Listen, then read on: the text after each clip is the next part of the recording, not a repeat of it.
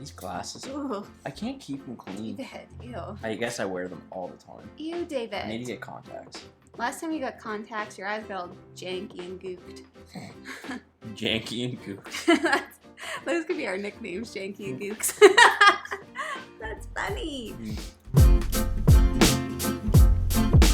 Hello everyone, and welcome back to Foster the Meeple, a channel all about board games. And board gaming things. Exactly. Whoa. Whoa. You were Russian, I was Russian. We're all Russian. I'm Canadian. I'm Canadian too. We are here today to do another pumped up Kickstarter video. This is only the second one ever. This is only the second one ever. Stop the presses. Stop the presses, people. We're here to talk about some cool stuff. Basically, we're just here to talk about Kickstarters that we're pumped up for. Whether we've already backed them, if they've already come out, whether they haven't come out, and we're just excited. And Jeff is already laughing at me for what reason? No. I just wonder if anyone gets... I'm sure some people get the pumped up Kickstarter thing, but I feel like a lot probably don't. You don't think? No, I don't know. Foster the Meeple. Foster the people. I just feel like every time we have to explain the joke, and it ruins its allure. I don't think we actually have to explain it. I think people know. Anyways, Jeffrey, would you like to start? Sure. Then go ahead. First up, pumped up Kickstarters we have from Final Frontier Games, Bardwood Grove. Bardwood Grove is from Carl Van Osteren. That name sounds familiar. He is the designer of Merchant's Cove. Duh. Bardwood Grove is a card-based Euro game with some deck-building, tableau management-esque mechanics in it. Neat. And one of the beauties of this in the Kickstarter is that there is a pledge level that includes the entertainer for Merchant's Cove. Oh, really? All in, guys. It's actually kind of unique. Like, all of these games live in kind of the same world. Yeah. I just found this out today, called Merchant's The Five Cove. Realms. Bardwood Grove. And Cavern Tavern. Zach has that. Yeah. They all are in this hypothetical, like, fantasy world called The Five Realms. Oh, five There's guys. another one that I can't remember the name of. Anyway, so this game is for 1 to 4 players. We love Merchant's Cove. I love the art style. It looks very similar to Merchant's Cove. And You're a bard. I've backed it. Jeff's at always the a bard. $1 level. I'm just trying to determine at what full pledge amount I want to. All in. It's got some asymmetry in it, which I'm discovering I love a lot, and it's one of the reasons why I love Merchant's Cove so much. And I also love bards. Bards are my favorite, like, class of thing. I don't know why. Ever since I was a kid, I've loved bards. Any of the old, like you're fables. Saying birds, but weird. Any of the old fables. I play a bard in D&D now. Yeah. Did you hear my joke? I didn't, actually. I said it sounds like you're saying birds weird. I love birds. And this is all about bards. Yeah. You get to play an asymmetrical birds.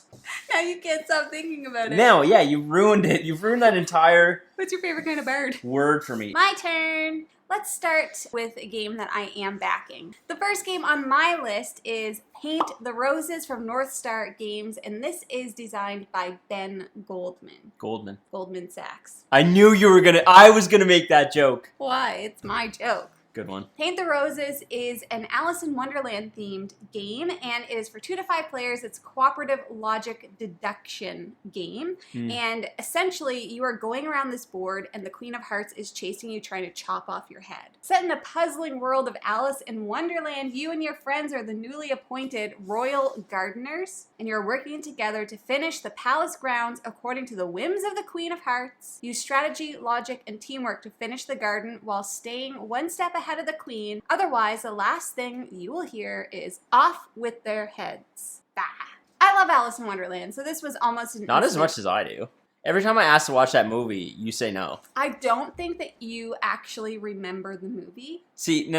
I don't think he does. You don't get this. Twist this on me. I've asked to watch Alice in Wonderland numerous times. I wanted to watch Frozen and every time instead. you're like, no. This is almost an instant back for me. I've seen a few different people talk about it and play it on YouTube and Twitch and stuff like that. And it's just cool and it's unique and fun. It might be fun. I haven't played it, so who's to say? But Jeffrey, like, look at the artwork. I know. And look at the minis. I've seen it 100 times. You always show it to me. That feels like an exaggeration. Oh, that queen's cool. Yeah? Yeah? Yeah, and the pillows. Oh, those are flowers.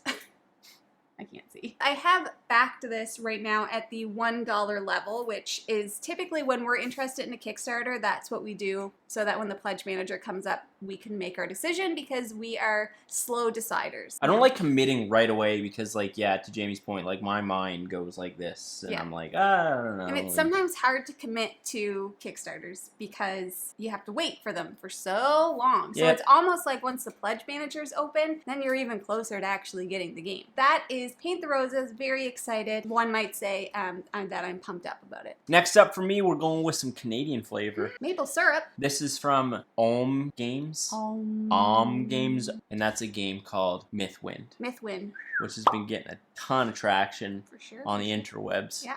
Recently. Designed by Brandon McCaskill. And I state this because they're in BC. BC. British Columbia, Canada. Mm-hmm. Canada content. Love to see it. Love to see it. This is a asymmetrical cooperative board game. Board game? What? Where you're basically like building out an adventure and like there's like this land you're exploring and you can build like a town together. It's like crazy. It is amazing. You're in an asymmetrical cooperative board game where you live the life of an adventurer and pioneer a whimsical fantasy persistent world. So I think there's some legacy elements to this wherein almost like maybe Oath. When you play your first round or game of Oath, the next time you play, things have changed. Oh. It's similar to that kind of mechanic. The miniatures look amazing. I am 100% backing this. We've already backed it at $1. Another one that I've backed at $1, but I'm backing both of these 100%. Yeah. I'm happy to support some Canadian board game publishers. Yes. For sure. My next one, believe it or not, more Canadian content for ya, and that is Steam Up. From Hot Banana Games, a great publisher name, designed by Paula King, Heyman Lee, and Marie Wong. This is what it's all about, Jeff. You ready? I just saw the photos, and I'm not at all shocked that you're backing this. It comes with squishy dim sum. Once upon a time in the Far East, deep in the mountains of a mythical land, there was a world-renowned dim sum restaurant by the name of Steam Up. It was the first restaurant of its kind to achieve the 3 gold ingot status. According to the Gold Ingot Guide, Steam Up was best known for its top 5 most popular dim sum. Basically, this game comes with like Lazy Susan. And there's like little bamboo like steam pots and ingredients and stuff. And I believe everybody is a certain, like the character that you play or the faction that you play is based on the, like, you know, I was born in the year of the dragon. Sure, yeah. So it's based on all Chinese of year. Zodiac, Chinese Zodiac, year of the dragon, year of the rabbit, year of the snake. What are you? You a goat? No. I'm the dragon, which I feel like is by far the best one. I'm the year of the rabbit. It's just, I'm laughing because it fits you. Yeah. So obviously. Perfectly. The art is adorable. And, like, you're literally making these little things. This just makes me incredibly hungry. Yeah, I'm very excited for it. I have backed this as well at the $1 level. Jamie apparently decided to actually include, like, descriptions of these games. Like, you said I wrote things down. So apparently I came to this unprepared. Apologies in advance. You literally told me that you were coming prepared. I did come prepared, just not to your level. Literally, Jeff's notes on this next one. Components are insane.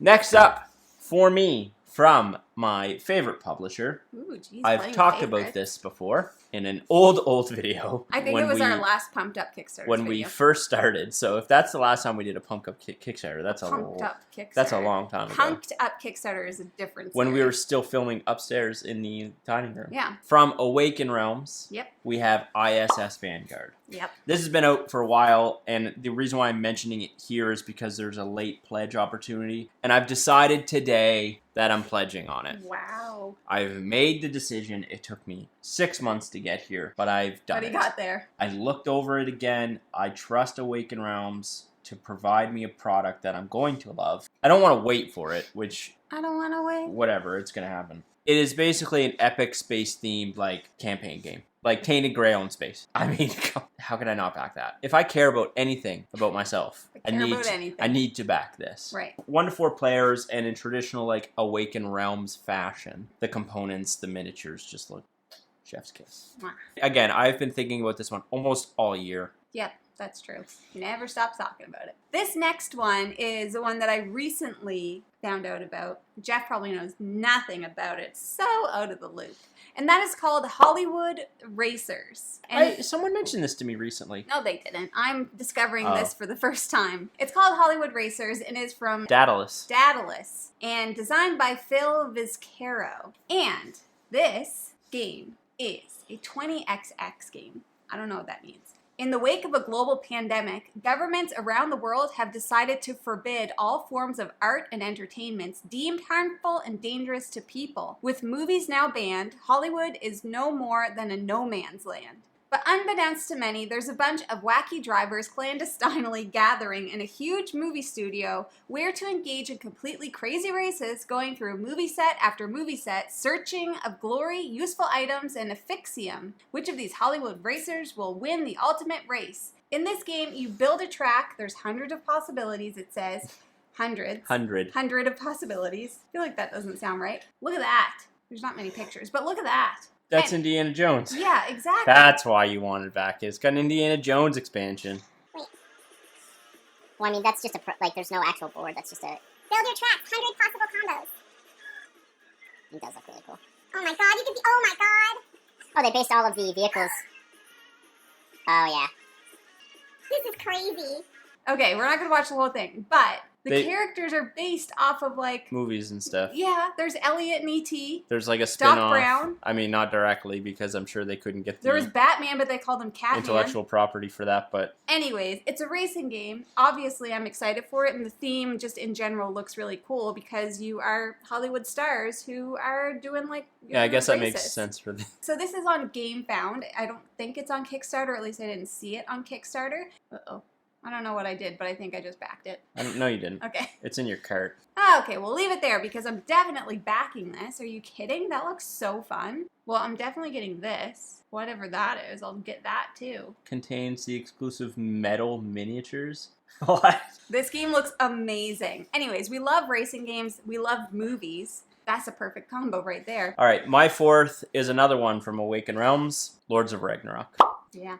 So, Lords of Ragnarok is the spiritual successor to Lords of Hellas, which we have a review for if you want to check it out. I did a little spotlight on it. I really like Lords of Hellas, and Lords of Ragnarok I think just improves on it, and it's Awakened Realms. It's got awesome miniatures. They're going to produce a product I love, but my major issue with this is that if I'm backing ISS Vanguard, can I also back this one? Because there are other stuff on this list. Well, especially that I want. Where we already have Lords of Hellas, if you're choosing between the two. Yeah, and I'm kind of I'm going to make the assumption, I do believe ISS Vanguard is going retail, Lords of Ragnarok will go retail. If I'm picking between the two right now, since I do have Lords of Hellas, I'm going ISS Vanguard. And that was a lot of the discussion I was having internally today was, do I do Lords of Ragnarok or ISS Vanguard? I only added this to the list because it is ending soon, and if you are interested, it's probably time to make the decision. It is time. Dudes on a map, area control game, much like Lords of Hellas, and just set in a Norse mythology. North. It's a Canadian mythology. Norse mythology. Go check it out. The components look amazing. It looks beautiful. The next one on my list is one that is now the late pledge manager is open, and this is one that is currently sitting in my cart on GameFound because I just can't decide what to do. And it is Long Shot the Dice Game, and this is published by Perplexed and designed by Chris Handy. Plan and push your luck as the action unfolds in this tense race of 8 horses. You'll buy horses, place bets, influence race movement, and utilize special abilities. The dice determine which horses move and the actions available each turn, so be ready to adapt your plans in this game. Once 3 horses cross the finish line, earnings are totaled and the player that makes the most money will be declared the winner. Will you play it safe or risk it big on a long shot? I will risk it big on a long shot. It is a racing game. Auction bidding racing game, I'm assuming. Auction bidding racing game. I feel like most racing games are that. Not at all. Camel Up? Oh, no. Downforce. Camel Up. I used the one example that is. Yeah, but I said most. You named one and I named 4. I know. I recognize my error. I love racing games. I think the art is really cool, and from what I've heard, it's super fun. Most racing games are super fun, in our opinion. Agreed. Just our opinion, though. Next up on my list is Senjutsu Battle for Japan. And this is from Stone Sword Games, designed by Paul D. Allen and James Faulkner. This is a skirmish game. I don't know a ton about it. One of my favorite video games that I've played in the last couple of years is called Ghost of Tsushima, and it made me like just fall in love with that theme. Ghost of Tsushima is like 1200s feudal Japan, samurai warrior-esque stuff. I was drawn to it because of how much I enjoyed Ghost of Tsushima, and it looks incredible. My one caveat to this and why I might not back it is I've not yet played a skirmish game. I don't know if I enjoy skirmish games. So to throw my money at a Kickstarter I'm not sure if I want to do that. The other part of this is there is a skirmish game that I've contemplated buying over and over and over again. And over again. And that is a game called Teenage Mutant Ninja Turtles Change is Constant. Teenage Mutant Ninja Turtles. So it's competing with that, and I'm going to get one of these two games because I want one of these two to be my first skirmish game, and I just don't know which one it's going to be. So if you want to help me decide, please Can I help you so. decide? I wanted the Ninja Turtles. They're like samurais. I want the Ninja Turtles too, I think. But this one looks really good. Yeah, but Ninja Turtles are cool. Senjutsu looks so good. Yeah, Ninja Turtles are cool. My next one is called Kinghill. It's self-published by Peter Merrick. Merrick. Confined in its unforgiving land lie two mighty artifacts. Held by rivaling kingdoms, a bloody conflict to gain dominance is at hand, and you, General, must lead your kingdom to victory. Kinghill is a modern card battle for 2 players, driven by worker placement. You are tasked to gain dominance over your rival using units and spells. Send your peasants out to gather resources or promote them into specialists capable of unique actions and bonuses. You choose your strategy to defeat your enemy. Careful management, cunning tactics, and superior strategy will determine the victor in the war over Kinghill. That sounds really cool. That sounds and definitely so sounds cool. Something like you wouldn't be interested in. But look how pretty it is. Oh, once you see the art, I get it. The description didn't seem like something you'd be into, but then when I saw the artwork and the theme, it's very like cartoony Disney princess like. It's very pretty. It's very, like, look at that, Jeff. It seems very storybook. Yeah, storybook-esque. There's, like, pretty purple in it. I think anytime you see that shade of purple, you are drawn into it. I'm like immediately like, oh, I want that. I actually haven't heard anything about this, but I stumbled upon it. It's on Kickstarter right now, and it just looks really pretty and cool. Funded. And it's funded, even better, so I might back it. But I think it's just really cool the fact that it's worker placement card battling. We've now seen worker placement card drafting. Now it's card battling. I feel like those What's card battling? Kind of like Rift Force or Dueling? Siege Storm. Like dueling? Yeah, dueling. Yeah, dueling. No, not dueling. Dueling. Oh, dueling. And it's for 1 to 2 players, so perfect for us. Yeah, I only have one more. Me too. And this one's not even out yet. But that is from one of our favorites, Brotherwise Games, Call to Adventure, Epic Origins. Epic Origins. In a previous video, I called it Epic Journeys, so please excuse. Designed by the O'Neill brothers. Epic Origins is basically Call to Adventure and it adds like a campaign element to it. Yeah. And it's actually compatible with the other Call to Adventure games, which we own. But yeah, I'm really excited for this. I will be 100% backing that whenever it goes live. Brotherwise has never let me down. What day did it say it goes live? November 16th. November 16th. Check that out. Call to Adventure. Deb's birthday. Jamie's mom's birthday. Jamie's mom's birthday. For all you people that know that date, go check out Deb's birthday and Call to Adventure Epic Origins.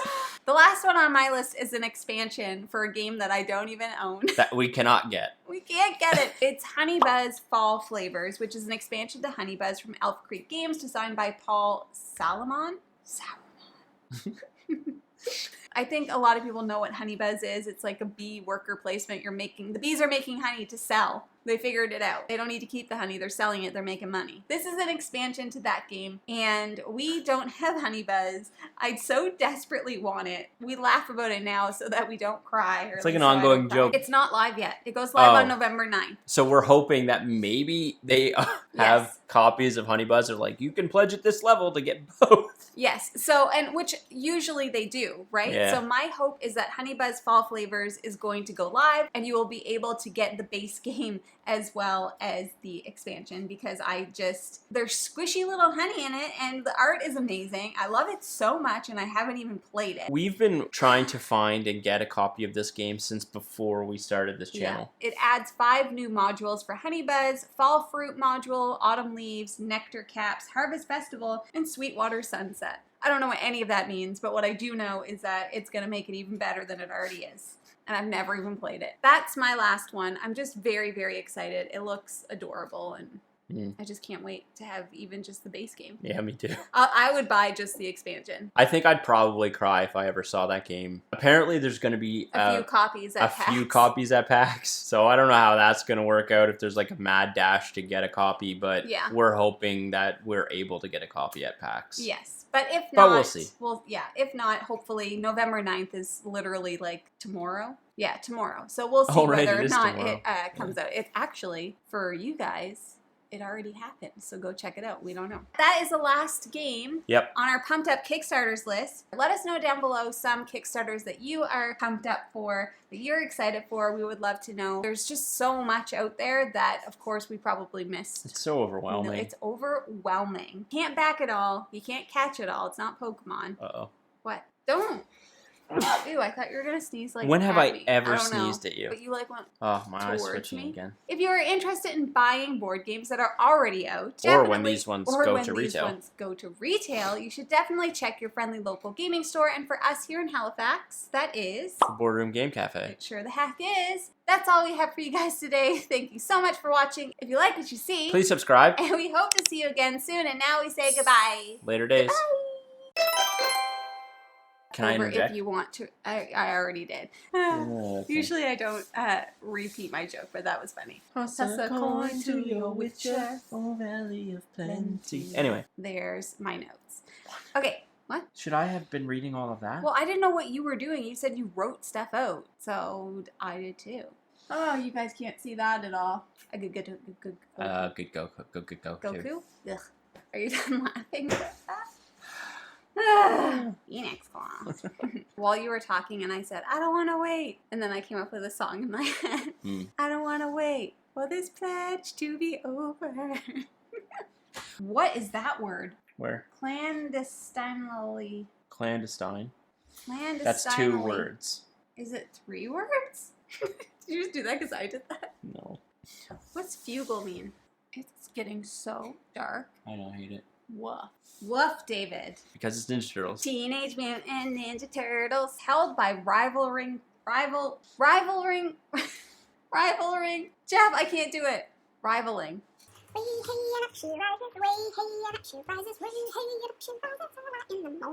Go check out. Happy birthday to Deb. Go check out your. I'm so freaking lost for a loop right now. Why'd you start copying me? I don't. I do this. It's different, dummy. It's on the sign, stupid. It's on.